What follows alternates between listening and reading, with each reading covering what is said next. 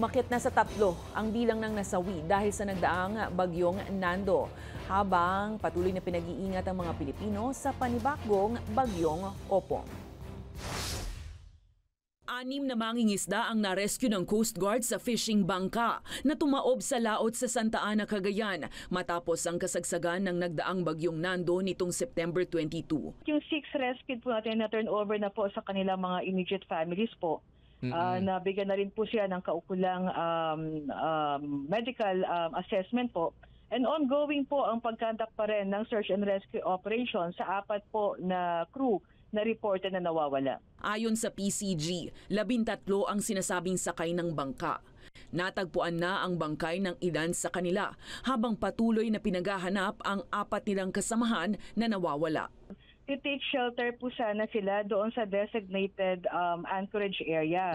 However po, nung sinisecure na nung etong mga crew yung kanilang fishnet, ay bigla daw po silang hinampas ng mga malalakas na alon. Samantala sa La Union, isang 67 anyos na lalaki naman ang natagpuang wala ng buhay ng Coast Guard Agoo.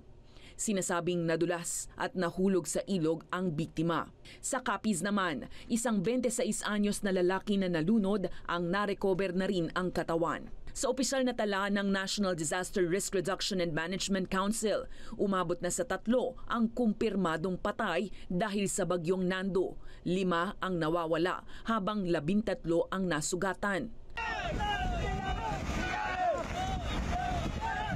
Swerte namang may ilan ring residente ang matagumpay na nasagip ng rescuers.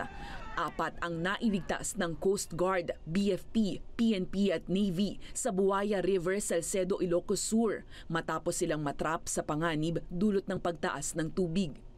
Aabot naman sa kabuuang 44,000 na pamilya ang naapektuhan ni Nando.